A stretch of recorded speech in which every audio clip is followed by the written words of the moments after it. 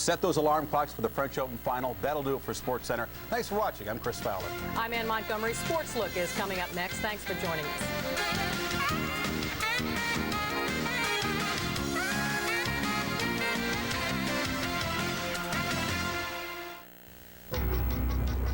ESPN presents Sports Look, with the personalities and cover stories making news in the world of sports. Now here's your host, Roy Firestone. Hi everybody. Last week in an article published by the LA Times, the former Major League manager Joe Torre said he had no problem with baseball cheaters. Dick Williams, he was quoted as saying anything short of murder is okay by him. That the Seattle Mariners, his old team, may have been hampered somewhat by born-again ball players who refused to cheat. Don Drysdale said it this way: baseball is war, he said, and in war, there ain't no rules. Remember in August of '87 when Joe Niekro was caught red-handed with an emery board in his back pocket?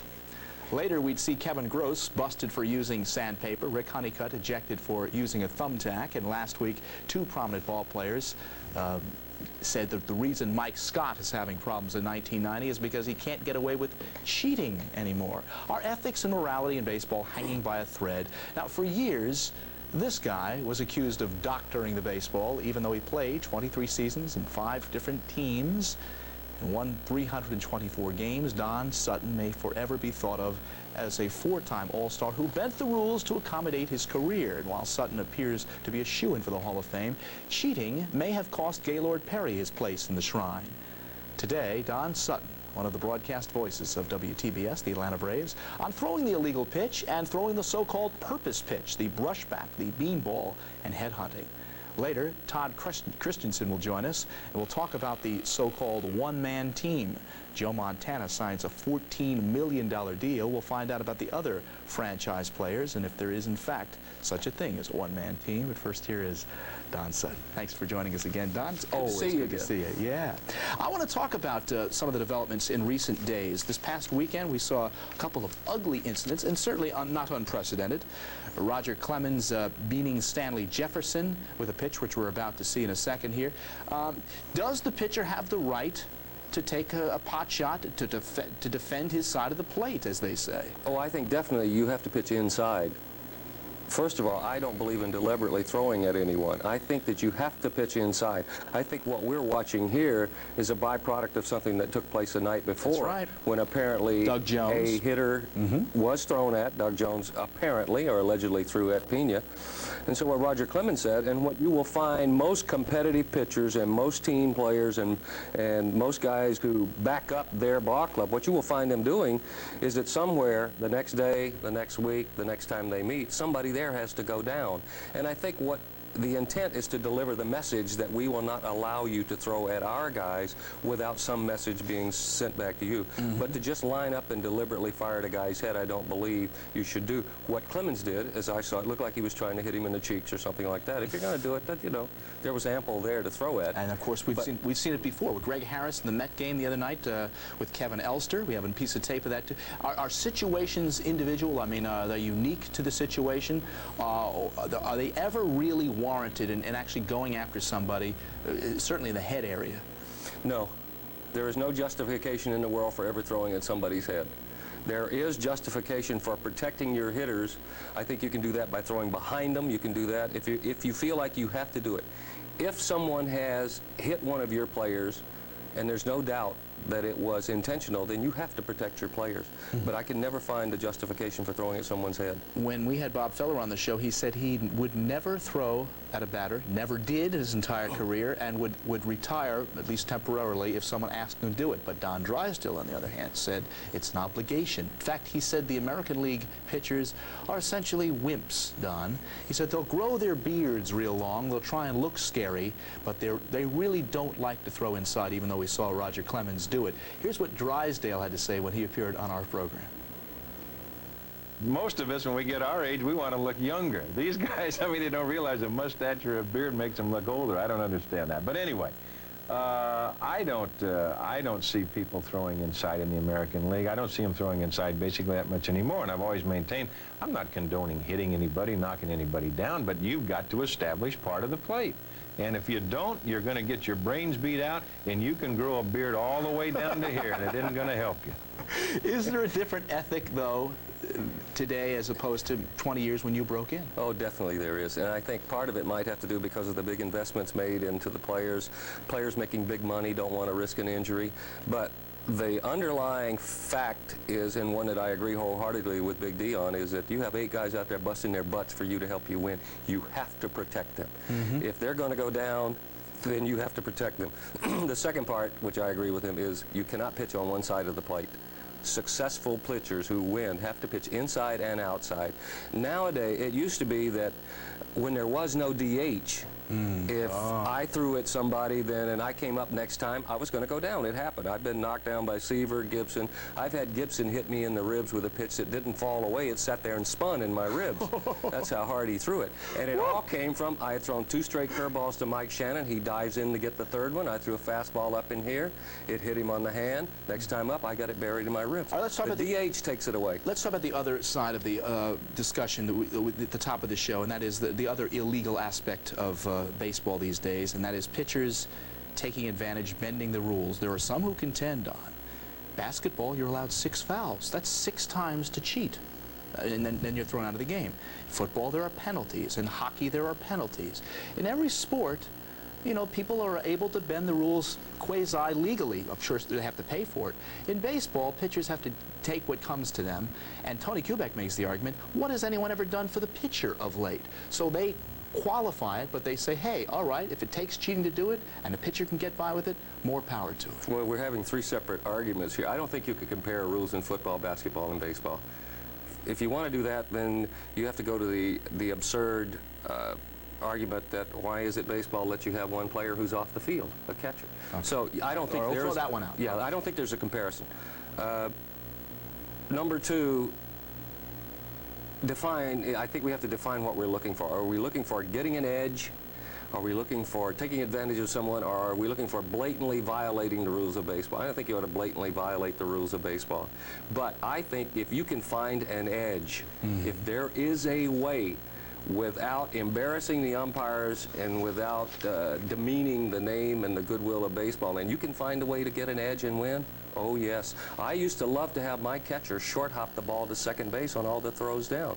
Why? Because it roughed up the surface of the baseball and you get more movement. By the way, Gaylord Perry, it may cost him the Hall of Fame, his admitting the fact that he threw the spitter. It's a gross miscarriage of justice. Gaylord Perry, regardless of what he did, was a real workhorse in his era, won so many ball games, made so many starts. He was the most dependable starter of his era, a competitor. In my opinion, if you can equal or exceed the accomplishments of anybody in the Hall of Fame, you should be there, and Gaylord Perry should be there. And this guy most undoubtedly will be there. 23 seasons, 5 clubs, 324 victories, 5,300 innings. My favorite story, though, about Don Sutton before we go to the break was the fact that Don Sutton once was given a jar of Vaseline by Gaylord Perry, and in a way of thanking him, he gave him a sheet of sandpaper. We'll come back more with Sutton after this.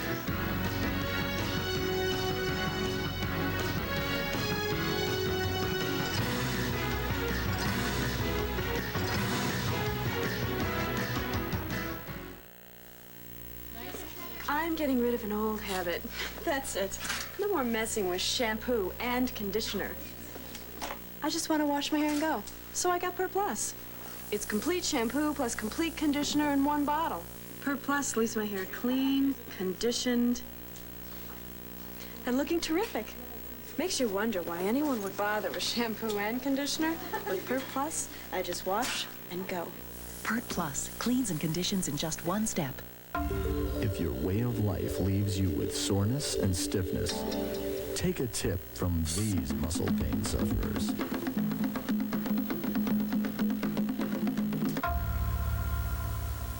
They've discovered the pain-relieving ointment from Singapore, Tiger Balm.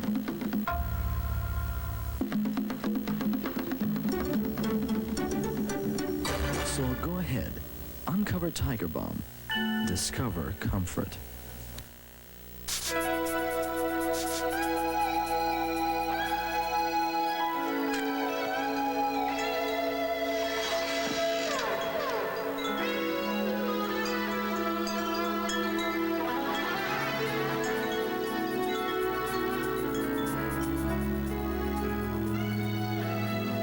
Life's full of simple pleasures, like the comfort of Levi's jeans. Or had you forgotten?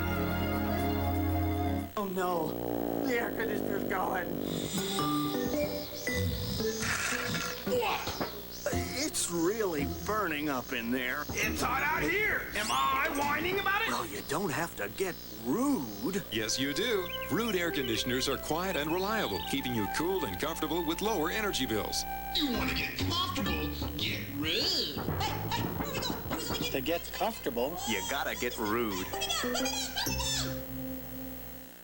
Talking to the broadcaster, Hall of Famer in waiting, Don Sutton, our guest on Sports. Before we move on to other subjects, Dick Williams made the point, or more or less inferred, that some of the born-again players that he had in Seattle didn't want to cheat, didn't want to bend the rules, and because of it, the Mariners were made to suffer. What do you think of that? Well, I think that the statement that he made was one of the reasons that they kept losing up there was because of the born-again, and I take exception to that. I think Dick is totally off base.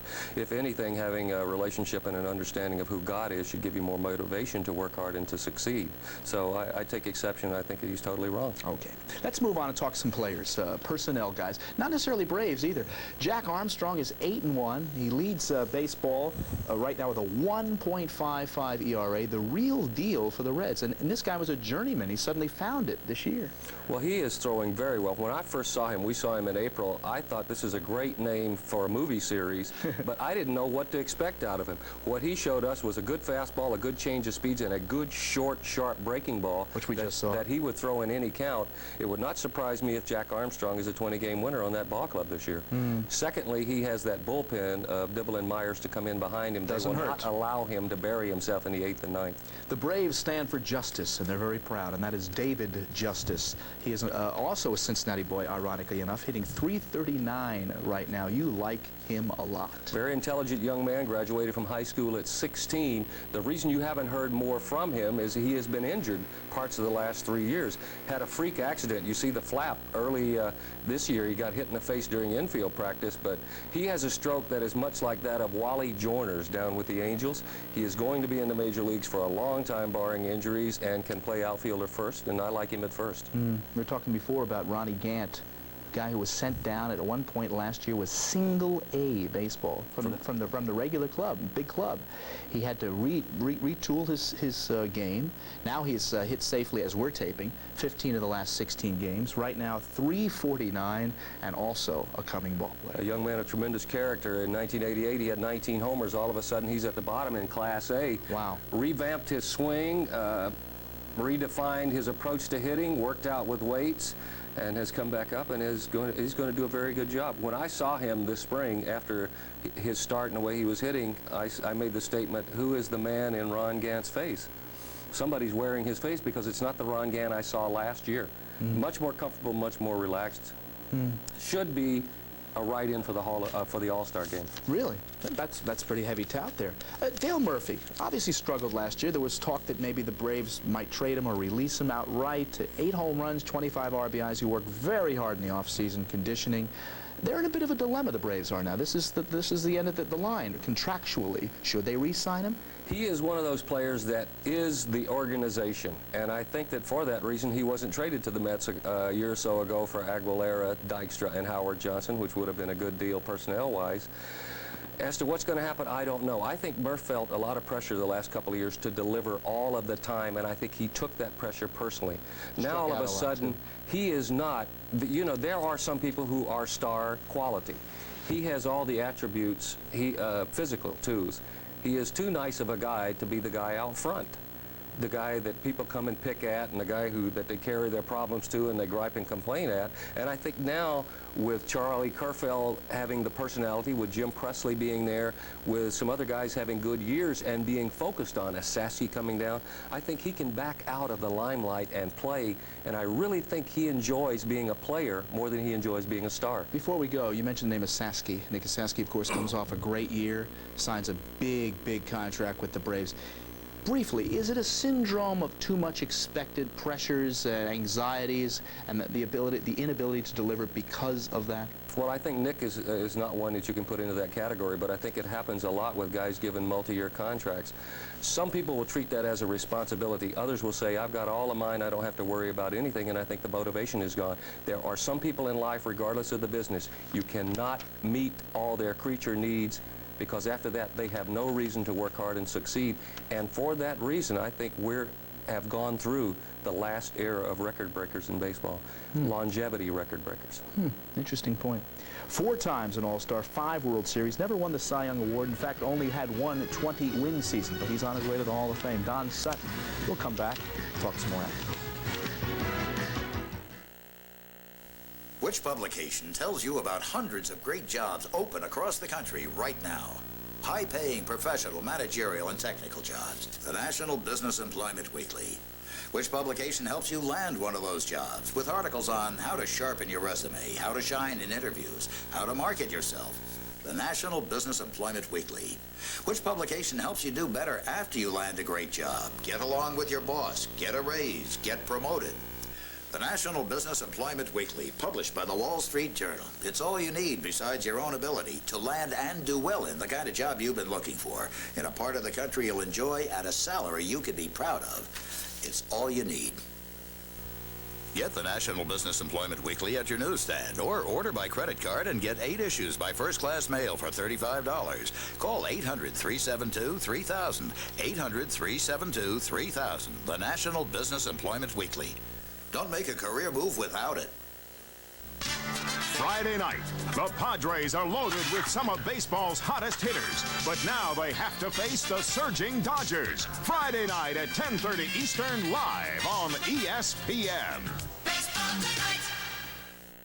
He's the Dodger career leader in wins, games, strikeouts, innings, shutouts, opening day starts, 5th in strikeouts, 5 one-hitters, 9 two-hitters. One of the statistics, though, I think he's proudest of is the fact that in 22 years, missed only 1 start. He's Don Sutton.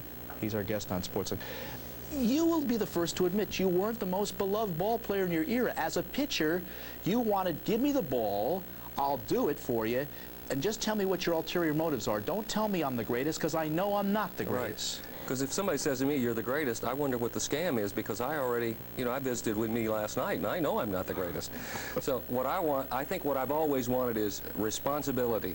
Just a clear, simple definition of what's expected, and let's let it go at that. And I think that's probably why I could not have started my major league career under any better person than a guy like Walter Alston. And that's probably why it was a tremendous adjustment for me to make the transition from Walt to Tommy. Tommy signs a new 2-year deal. You think it's the right move, that any illusion that he should move to New York, even for more money or anywhere else, would be folly for him. He needs to be in the womb. I think that it would be a mistake for him. I think it'd be a mistake for the Dodgers. In the era that we are in now, in most cases, in the high media impact centers, New York, Boston, Chicago, L.A., I think a manager takes on a whole different role. He is not a manipulator of a roster anymore. His role is not just to change pitchers and send up pinch hitters. His job is to be actually the marquee for the ball club, to generate public relations, to generate notoriety for the team, and to put fannies in the seats. And I don't think anybody does that any better than Tommy. So I think it's a relationship that both would suffer from if it were ever severed. By the way, Tommy is needless to say, many times manager of the year, and certainly all of his credentials speak for themselves.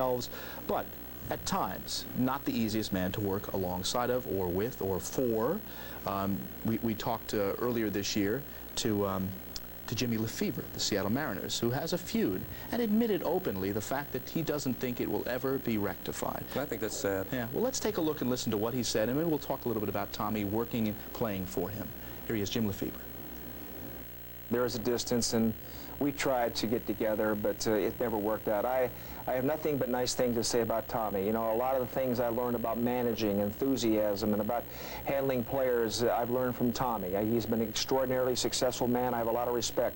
It's an unfortunate thing that happened, and it's unfortunate that a friendship has to come to an end like that, because we were so close in so many ways, and in a lot of respect, the best of friends. But it's over, and you know, he's doing his things with the Dodgers, and I'm starting my career with Seattle, and And that's just the way it has to be right now. It's over, he said. You said it almost had to be that way because they're virtually the same. Both of them are very high-strung, very emotional people, and I think that when two emotional people clash, that runs very deeply, and I think that it's sad, but it doesn't surprise me. They are so much alike that it doesn't surprise me to hear what Jimmy said. Tommy can either be the best guy or a hard guy to play for. If you are in his corner, and if you understand, and if you are somewhat emotional and sensitive to his emotional outbreaks and outbursts, because Tommy is always peaks or valleys. He's never in the middle. People who live life right in the middle sometimes have trouble understanding him. As long as you understand that deep down inside, he genuinely cannot stand having anybody not liking him and being alone. As long as you can understand those two things about Tommy, he's very easy to get along with. We have a piece of tape that's going to be a surprise for you. Back in 1966, the young Don Sutton. Oh, my. Do we have to do that? Yes. Appears on The Dating Game. And we have the film clip of this, folks. It really doesn't need a whole lot. May I say from the bottom of my heart, this is the last time you will ever have me on this show. Here it is. Take a look. Number 3, if you picked me up on our date and I had my hair done in a new style and you really hated it and I asked you for your opinion, what would you tell me? I'd probably tell you that I liked it because chances are I'd want to go out with you again. Now, 1966 was a good year for Don. He won Rookie of the Year honors, but he was not undefeated. Bachelor number 3, which one have you decided on? Number 2. Bachelor number 2! Look at the look on your face. You lost, Don. No, I would have picked number 2, too. Absolutely, from the bottom of my heart, the most embarrassing moment in my life right there. And that thing keeps surfacing every now and then, and I have a personal vendetta against any dummy who ever pops that up and shows And we just did, just now. So you're a dead man, Roy. Hey, best of luck with the Braves. The Good to see continued you. success with the, and I know this team is on its way. It just came within a game of maybe having their best month record in several years. Atlanta, and I know it's a new place for you to live, and it's a good, exciting young ball club that is on the brink of making things happen, and it's, for me, it's the best work relationship I could have ever found with Pete Van Weert and Skip Carey, so good things are happening. Thanks, Lud, for coming by. We'll come back. Todd Christensen joins us, and we'll do it right after this. Travel arranged through Continental, the airline that flies you first class to most mainland U.S. cities with a full coach fare. Continental, working to be your choice. This is the amazing new GE Crystal Clear cordless telephone, which comes with this ingenious any-room recharge cradle. So you can recharge it in any room you like. Of course, it also has this remarkable crystal clear sound. There. You hear it? Of course you don't. There's virtually no static, so there's nothing to hear. The new GE Crystal Clear cordless telephone. You have to not hear it to believe it. Okay. All right. For you. He's not taking any calls. When the folks are away, it's my responsibility to keep the clan alive. And that's why I stress the two major food groups, pizza and cheeseburgers. And now Pizza Hut has made my job simple with the new double cheeseburger pizza. Check this out. It's loaded with beef topping and cheese, and I can also get it with bacon. And when I get one for $8.99, I get a second for just $4 more. And that means tomorrow's breakfast is already made. Pizza Hut, making it great. Just last week that Todd and I were discussing Mr. Sugar Daddy himself, Eddie DeBartolo, up in San Francisco, and the fact that he's willing to dish out the big bucks to get the good players. Well, apparently, reportedly, something like $14 million in a 4-year deal to Joe Montana. We're going to talk about the franchise players and Joe Montana specifically. It hasn't necessarily been confirmed that it's a done deal, but you pretty much believing that would come to pass, aren't you? Well, I have a hard time believing that wire reports are always alleged, and especially when they have the specific numbers. That in the 1990 season, Joe Montana would make $4.5 million, which would make him the highest paid participant in team sports. And the truth of the matter is, Roy, is you can look at it at a lot of different angles. He probably deserves it. 4 Super Bowl victories as a quarterback.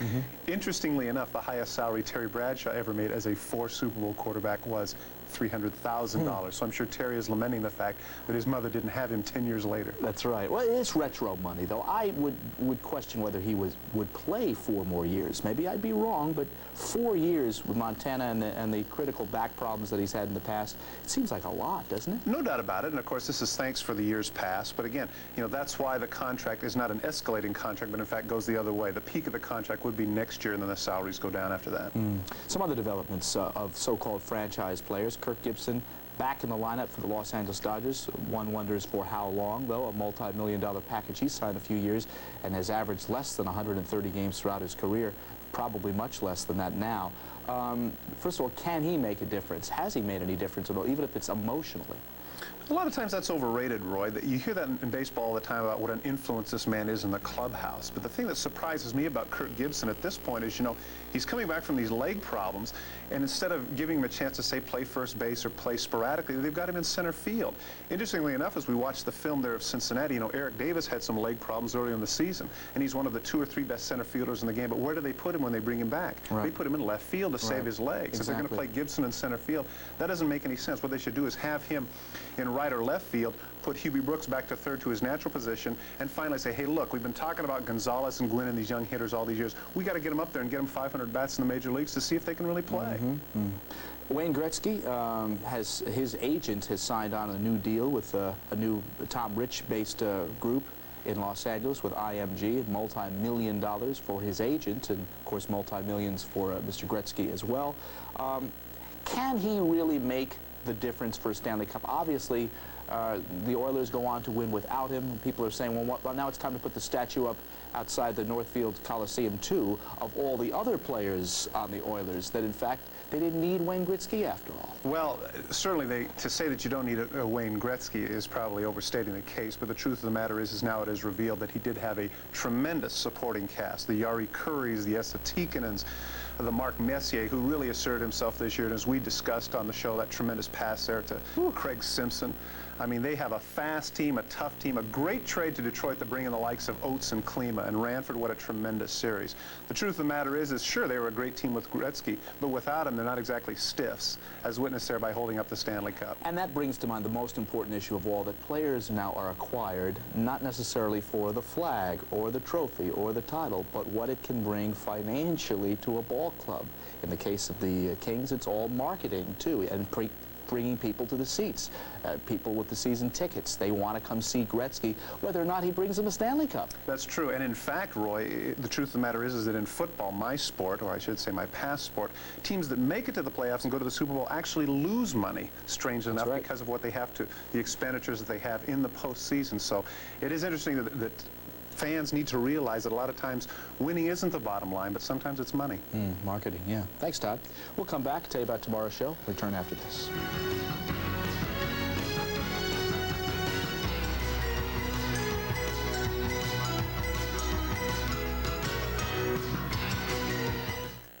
Hey, the successful business person, Conica Facts.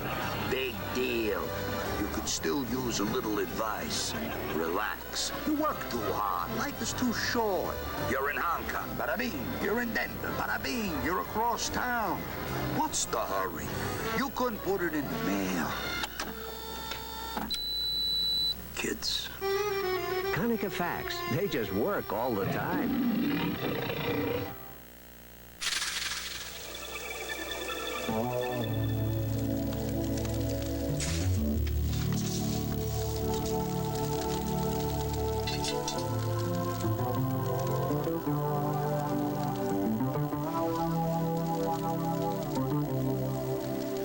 Life's full of simple pleasures, like the comfort of Levi's jeans, or had you forgotten?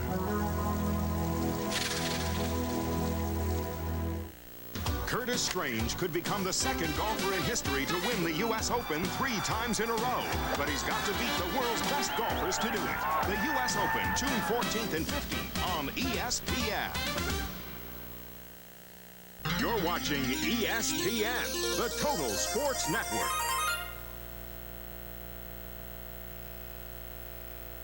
We thank our guest Don Sutton, now of WTBS, for joining us on Sportsbook tomorrow.